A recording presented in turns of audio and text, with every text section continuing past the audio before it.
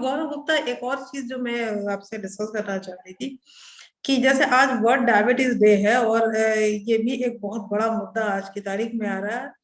अफसोसजनक है कि हमारे बच्चे भी डायबिटीज के शिकार हो रहे हैं और कई बार बच्चे भी जो है वो जन्म से लेकर आते हैं। बिल्कुल। और जहां तक कि मेरी अपनी जानकारी है कि डायबिटीज और बोन्स या आपकी ये सारे स्ट्रक्चर वो भी बहुत ही कोरिलेटेड है। तो क्या कहना चाहिए सर?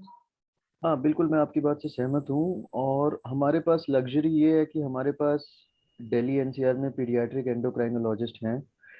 जैसे ही कोई अगर टाइप 1 डायबिटीज़ हमें लग रहा है जो कि जन्म से होता है, तो उसमें हम उनकी सहायता लेते हैं एकदम शुरुआत से। और कई बार आपने बिल्कुल सही कहा कि डायबिटीज़ में बोन वीकनेस और बोन पेन्स हो सकती हैं। तो ज़्यादातर केसेस में वो विटामिन डी की डेफिशिएंसी या और न्यूट्रिशनल डेफिशिएंसी या ये जो हमारा मेटाबॉलिज्म है उसका इशू है, जो कि मेजरली हम्म। हमारे पीडियाट्रिक एंडोक्राइन कलीग्स मैनेज कर लेते हैं। और अगर कोई इशू ऐसा होता है जिसमें उनको हमारी ओपिनियन चाहिए तो वो हमें इन्वॉल्व करते हैं। बट मेजॉरिटी में दिल्ली एनसीआर में रहने से फ़ायदा ये है कि पीडियाट्रिक एंडोक्राइन इन चीज़ों को मेजरली हैंडल कर लेते हैं। हम्म। पर ये एक बहुत बड़ा इशू है जिसमें पेरेंटल अवेयरनेस या लोगों के पास में सही जानकारी पहुंचाना जरूरी है। और जैसे आपका भी काम वही है, डॉक्टर यशवीर के पास तो ऐसे बहुत सारे लोग आते होंगे जो कि कहते होंगे कि मालिश कर लो ठीक हो जाएगा, या बिल्कुल। किसी पर्टिकुलर बाबा के पास चले जाओ तो वो हड्डी बैठा देगा, और वहां पे हमारा केस खराब हो जाता है। वो बिल्कुल। एक मतलब वो पेरेंट्स के लिए भी एक टैक्सिंग हो जाता है, और बच्चे की तो ऐसी की तैसी हो जाती है, और बहुत बड़ी एक डिफिकल्टी है, बहुत बड़ी डिफिकल्टी है। सो इस विषय में मतलब लोगों को जागरूक करना, उनको समझाना एक चैलेंज है। और कई बार बहुत सारे ऐसे जगह हैं, ऐसे शहर हैं जहां पर उस तरह की सुविधाएं भी नहीं है। बिल्कुल। तो मुझे वहाँ डॉक्सनी आर्मी को आप दोनों की सहायता की और गाइडेंस की बहुत ज्यादा जरूरत है, क्योंकि हम अगर कोई मुद्दा उठाएंगे तो उसको आगे तक ले जाएंगे। नौ जलाना ही हमारा उद्देश्य नहीं है, कारवां आगे चलता रहे ये हमारा उद्देश्य है। अगर ग्रोथ नहीं है, फॉलो अप नहीं है तो बेकार है। तो इस चीज को काम करना है राजीव, हम लोग इस चीज पे भी काम करेंगे कि जो हमारे स्कूल्स में या अवेयरनेस के प्रोग्राम होते हैं या हम जो जनरल पॉपुलेशन में करते हैं, आज ही मैंने एक प्रोग्राम डिजाइन किया, शायद जनवरी में करेंगे एक पर्टिकुलर कम्युनिटी में जाकर लखनऊ में। सो तब हम वहां पर इन मुद्दों को भी लाएं कि थोड़ा सा अलर्ट होने की बहुत ज्यादा जरूरत है, थोड़ा अलर्ट होना पर जरूरत बहुत बड़ी है। तो ये एक बहुत है। अच्छा सर, स्पाइन से रिलेटेड भी इश्यूज आते होंगे स्पाइन में, जहां तक मतलब वो बर्थ वाले तो है ही है। एक मुद्दा जो मुझे बहुत दिखता है वो है हमारे स्कूल गोइंग चिल्ड्रन का, क्योंकि उनका बैग किसी भी शेप साइज और लेंथ का होता है, पोस्चर सबके गड़बड़ है, बिल्कुल। इनवेरेबली सबके गड़बड़ है। तो बिल्कुल। यहाँ पर इस मुद्दे पर आप क्या कहना चाहते यहाँ पर मैं ये कहना चाहूँगा कि जैसे जैसे हमारी टेक्नोलॉजी अपग्रेड हो रही है वैसे वैसे हमारे तौर तरीके भी अपग्रेड होने चाहिए, हमारा एजुकेशन सिस्टम भी अपग्रेड होना चाहिए। आजकल बहुत सारा कंटेंट हमारे को एक छोटे से लैपटॉप वगैरह में मिल जाता है, तो हमें बहुत सारा किताबों को हैंडल करना या स्कूल में लेके जाना लाना अनिवार्य नहीं होना चाहिए, या फिर एक स्कूल का बुक्स अलग होना चाहिए और घर के लिए कुछ अलग होना चाहिए। मोर ओवर अगर हम स्पेसिफिकली बात करें तो 20% से ज़्यादा वजन आपके बैग का नहीं होना चाहिए आपके वजन से। अगर आपका वजन 10 किलो है तो आपके बैग का वजन 2 किलो से ज़्यादा नहीं होना चाहिए। दूसरी हैं? चीज़ ये है कि फिजिकल इनएक्टिविटी बहुत बढ़ गई है। अगर आप टेक्नोलॉजी को ढंग से यूज़ नहीं करोगे तो वो आपको कहीं ना कहीं हार्म करेगी। जैसे कि अगर आप फ़ोन की बात करो तो उसमें बहुत अच्छी चीज़ें हैं, गूगल बहुत अच्छा भी है और बहुत हानिकारक भी है। ऐसे ही बच्चे इसको कहीं ना कहीं मिसयूज़ कर रहे हैं और फैमिलीज़ के पास टाइम नहीं है बच्चों के लिए, तो वो फैमिलीज़ बहुत ज़्यादा मतलब फैमिलीज़ भी इग्नोर कर रही हैं इस फैक्ट को कि बच्चा बहुत ज़्यादा स्क्रीन टाइम अपना बहुत ज़्यादा टाइम स्क्रीन पे निकाल रहा है, बहुत ज़्यादा टाइम राइम्स और इन सब चीज़ों में निकाल रहा है, जिसके कारण उसका इंटेलेक्ट तो कमज़ोर हो ही रहा है। और कहीं ना कहीं वो एक तरीके से मेंटली भी अपनी एक पोटेंशियल को अचीव नहीं कर पा रहा है। और फिजिकल एक्टिविटी कम होती जा रही है जिसके कारण डेफिनेटली मसल स्ट्रेंथ और आपके पॉस्चर और इन सब चीज़ों पे बहुत फर्क पड़ रहा है, जिसके कारण आप थोड़ा भी वजन उठाने में पेनफुल हो रहे हो। लॉकडाउन के बाद मेरे रिकेट्स, विटामिन डी डेफिशिएंसी और ट्रिवियल ट्रॉमा से, नॉर्मल बच्चों में ट्रिवियल ट्रॉमा से फ्रैक्चर की रेट ऑलमोस्ट 10 टाइम्स हो गई है, 10 टाइम्स। आज की डेट में हर बच्चा जो हमारे पास आ रहा है वो डेफिशिएंट है विटामिन डी में। और इतने बच्चे आ रहे हैं, मतलब एक वीक में 3-4 बच्चे ऐसे आते हैं जो जस्ट अपने बेड से थोड़ा सा गिरे और हड्डी टूट टूट गई या कुछ फ्रैक्चर हो गया। तो ये इसका कहीं ना कहीं इनएक्टिविटी भी रोल है, कहीं ना कहीं हमारा ज़्यादा से ज़्यादा टाइम सिटिंग पोस्चर में या बस इनएक्टिवली फ़ोन वगैरह पे स्पेंड करना भी है।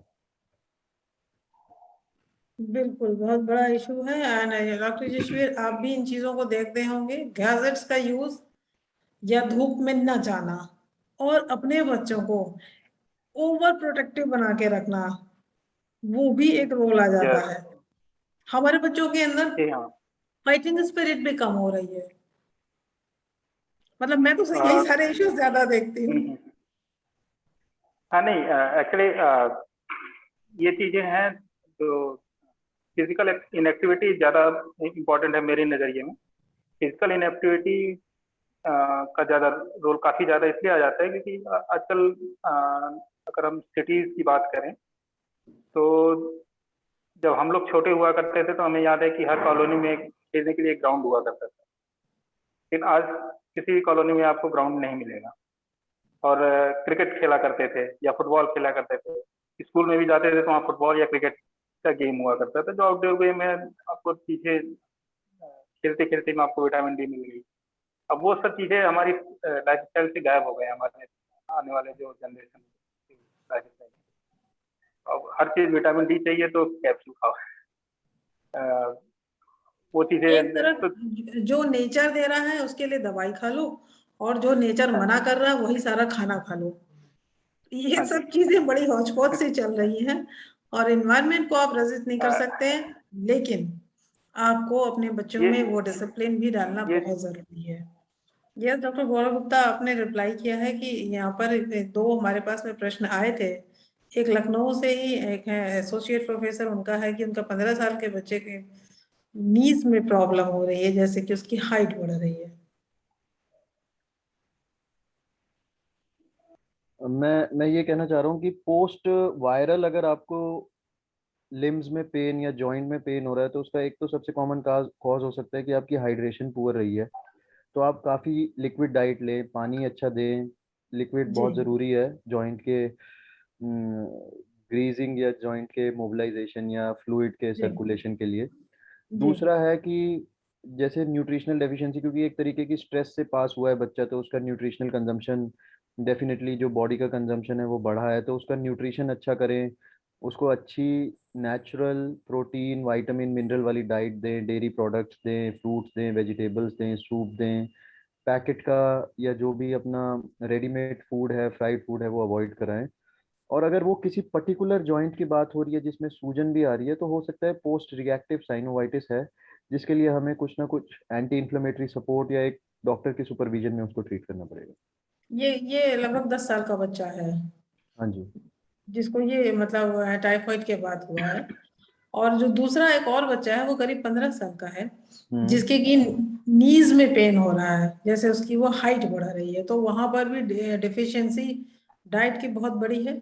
हाँ, तो ज़्यादातर केसेस में जो कि ये ग्रोइंग एज में अगर पेन्स हो रहे हैं, और ज़्यादातर वो रात के समय होते हैं जब आप एग्जॉस्ट हो जाते हो, और उसमें कहीं ना कहीं आपकी अगर उनकी डाइट इंक्वायर करो तो कहीं ना कहीं डेयरी प्रोडक्ट्स मिसिंग होते हैं, फिजिकल एक्टिविटी मिसिंग होती है, या उनका कॉन्स्टिपेशन या उनका बॉवल ब्लैडर हैबिट्स, उनका पेट ठीक नहीं होता। तो ज़्यादातर ये केस कैल्शियम विटामिन डी की डेफिशिएंसी होती हैं।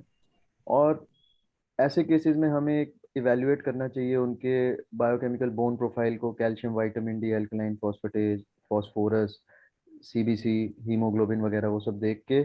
और मेजॉरिटी ऑफ केसेस में मैंने देखा है कि ये विटामिन डी डेफिशिएंसी होती है, और जब आप विटामिन डी देते हो तो विद इन 15-20 डेज इनके फ्रीक्वेंसी ऑफ पेन्स कम हो जाते हैं, एक्टिविटी बढ़ जाती है, और पेशेंट खुद ब खुद, पेशेंट या फैमिली मेम्बर आके आपको बताता है कि सर अब काफ़ी आराम है, दर्द वगैरह में काफ़ी इम्प्रूवमेंट है। तो ये जहाँ तक है इस एज में न्यूट्रिशनल ही होता है मेजरली। अपार्ट फ्रॉम दैट कुछ और कंडीशंस होती हैं, जैसे आपने बोला ग्रोइंग पेन्स हैं, तो ग्रोइंग पेन्स खासकर नी में जहाँ ग्रोथ प्लेट होती है उसके आसपास होते हैं, वो भी रात में ज़्यादा होते हैं क्योंकि मसल्स आपकी स्ट्रेच होती है जब बोन ग्रो करती है तो। और कहीं ना कहीं मसल वीकनेस है ही, आजकल की जो हमारी जनरेशन है वही कहीं ना कहीं बहुत ज़्यादा इनएक्टिव हो गई है। उसका कारण चाहे कुछ भी हो, एनवायरनमेंट हो, हम हो। और एक और जो कॉमन कॉज होता है वो होता है कि कहीं ना कहीं जहाँ पे हमारे टेंडन्स अटैच होते हैं, जैसे पेटेलर टेंडन हो गया, मसल का टेंडन हो गया, वहाँ पे वहाँ पे एक तरीके से एपोफाइजाइटिस हो जाती है। जैसे कि इसमें दो कंडीशंस होती हैं, एक ऑस्गुड श्लैटर्स डिजीज होती है जिसके अंदर की जो पेटलर टेंडन होता है वो जहाँ इंसर्ट हो रहा है वहाँ पे उसका पेन होता है। ये उन बच्चों में होता है जो फिजिकली ज़्यादा एक्टिव हैं, जो एथलेटिक लाइफस्टाइल में, उनको घुटने में दर्द हो रहा है। तो उसमें पर्टिकुलर साइंस होते हैं, जैसे घुटने के आगे पेटलर टेंडन के इंसर्शन पे टिपिकल पेन और टेंडरनेस मिलेगी। और मेजॉरिटी में वो आइस फोमेंटेशन एनाल्जेसिक थोड़ा सा रेस्ट और इनएक्टिविटी से ठीक हो जाते हैं, सेल्फ लिमिटिंग होते बट इम्पोर्टेंट ये है कि सारे इश्यूज को ध्यान दिया जाए, हैं। सेल्फ मेडिकेशन ना किया जाए, और जो एब्सोल्युटली। पापा गोली खा रहे हैं बच्चे को सेम प्रॉब्लम है, आधी गोली भी ना दी जाए, बिल्कुल। क्योंकि ये भी अपने आप में बहुत दुख है। Rajiv, do we have some questions on Facebook? और यशवीर सर, आप बच्चों को, अपने बच्चों को धूप वूप में ले जाते हैं? हाँ जी, डेफिनेटली। क्योंकि मम्मी बच्चों पापा को ही नहीं धूप में जाना चाह रहे हैं। हाँ नहीं, अभी छतों पे हम लोग आजकल खेलना चालू किए हैं कुछ दिनों से। छत पे हम लोगों ने ये बच्चों के साथ इम्पोर्टेंट है। खेलना और इस टाइप से टाइम स्पेंड करना, स्पेशली छुट्टियों के टाइम पे, जैसे आज संडे है तो आज 2-3 घंटे हम लोग छत पे आराम से खेले। तो इस टाइप से टाइम, उससे आपका फिजिकल साइकोलॉजिकल दोनों डेवलपमेंट के लिए वो जरूरी है। हाँ, एक ये भी क्वेश्चन है। ऑर्थोपेडिक से जुड़ी हुई ये भी बहुत इंपॉर्टेंट चीजें हैं कि आप मालिश ना करें, या आप इधर उधर जाएं ना, भटके ना, समय ना खराब करें। अर्ली इंटरवेंशन हमेशा अच्छे रिजल्ट्स देता है। एक क्वेश्चन है कि यस। कैसे पता करें कि विटामिन डी की कमी हो रही है बच्चों में या बड़ों में, कैसे पता करें? मतलब कोई इसका कैसे, बस मतलब क्वेश्चन यही आया है कि कैसे पता करें कि कैसे। मैं इस क्वेश्चन को लेना चाहूँगा। हाँ तो जी। जी। इसमें सबसे पहली चीज़ है कि आप क्लिनिकल हिस्ट्री उससे पूछें। जैसा मैंने बोला कि जो विटामिन डी की कमी के पेन है वो ज़्यादातर नाइट पेन्स होंगे, कि दिन भर में तो सॉरी, दिन भर में तो बच्चा खेला है लेकिन रात में थक गया, जल्दी पैरों में दर्द हो रहा है, या रात में छोटे छोटे बच्चे हैं जो पैर पटक रहे हैं या इंटरप्टेड स्लीप्स ले रहे हैं, बार बार उठ रहे हैं दूध पीने के लिए या किसी और कारण से। दूसरा सिम्टम होता है कि बच्चे की डाइट में कहीं ना कहीं कैल्शियम, डेयरी प्रोडक्ट्स नहीं है, दूध नहीं पीता, या छोटा बच्चा 1 साल का है तो अभी माँ का ही दूध पी रहा है, टॉप फीड है नहीं। तीसरी चीज है कि उसका कहीं ना कहीं पेट खराब है, उसको डायरिया है, कॉन्स्टिपेशन है, कि अगर वो ले भी रहा है तो वो कहीं ना कहीं पच नहीं रहा उसको। अगर इनमें से कुछ हिस्ट्री मिलती है, या फिर अगर क्लिनिकली आप देख रहे हो कि बच्चा प्रोग्रेसिवली वीक होता जाता है, यहाँ तक कि कई बच्चे चलना बंद कर देते हैं, इतनी इग्नोरेंस होती है कि बच्चा चलना बंद कर देता है, और अगर एक्सरे कराओ तो उसमें टिपिकल साइंस होते हैं एक्टिव रिकेट्स के, हड्डियों के बीच में बहुत खोखलापन, बहुत वाइडनिंग, फ्लेयरिंग, तो उन सब से एकदम से आइडिया लग जाता है। फिर आप उसको अगर डॉक्यूमेंट करना चाहते हो तो आप टेस्ट कराते हो, vitamin D, calcium, phosphorus, alkaline फोस्फेटेज, और इनके एक पैटर्न को देखते हुए आपको आइडिया लगता है कि ये किस तरीके की विटामिन डी डेफिशिएंसी है। हम्म। और जिस तरीके की डेफिशिएंसी मिलती है, जितनी सीवियर डेफिशिएंसी मिलती है, उस हिसाब से डोज करके उनको विटामिन डी का सपोर्ट दिया जाता है, चाहे इंजेक्टेबल फॉर्म में हो, चाहे सिरप फॉर्म में हो, चाहे टैबलेट हो, कैप्सूल हो, सैशे हो। और फॉलोअप पे 1 मंथ में फॉलोअप करा जाता है, तो सिग्निफिकेंट सिग्निफिकेंट इंप्रूवमेंट होती है। जैसे कि कई बच्चे, अगर मैंने एक बच्चा देखा था मथुरा में अराउंड 6 मंथ्स बैक, जो बच्चा चलना बंद हो गया था और तब हमारे पास आया कि इसने चलना बंद कर दिया है, और उसको सिर्फ और सिर्फ विटामिन डी की कमी थी, और 1 महीने के अंदर सिर्फ विटामिन डी देने से वो बच्चे ने भागना चालू कर दिया। और फिर क्योंकि एक नेचर बदली नहीं जाती, तो पेरेंट्स जो कि इग्नोरेंट हैं, या आई डोंट नो, उनका फाइनेंशियल स्टेटस तो इतना पुअर नहीं था, बट इग्नोरेंस के कारण वो फिर से लॉस टू फॉलो अप हो गए विद इन 2 मंथ। तो ये कहीं ना कहीं, क्योंकि अगर आपको डेफिशिएंसी मिली और अगर आप साल भर उसको सप्लीमेंट नहीं करोगे प्रोग्रेसिवली टेपरिंग डोजेस से, तो वो दोबारा से 6 महीने साल में फिर रीअपियर करेगी। अगर आपने रेजर्वॉयर नहीं बनाया बॉडी में, तो वो फिर से कुछ दिनों बाद रीअपियर करेगी। इसलिए पूरा 1 साल का प्रॉपर ट्रीटमेंट, प्रॉपर फॉलोअप चाहिए, जो कि बहुत मेजॉरिटी ऑफ टाइम्स लोग 3-4 महीने में जैसे ही पेन्स गायब होती हैं, दे वैनिश फ्रॉम योर ओपीडी। ये तो हम लोग की बड़ी गंदी आदत होती है। जब बहुत तकलीफ होगी तभी आपकी याद आएगी, और जैसे ही ठीक होगी दवाई अपने आप मैनेज कर लेंगे। अगर स्टेरॉइड भी खा रहे हैं तो अचानक से छोड़ देंगे। ये हम लोग की प्रॉब्लम है।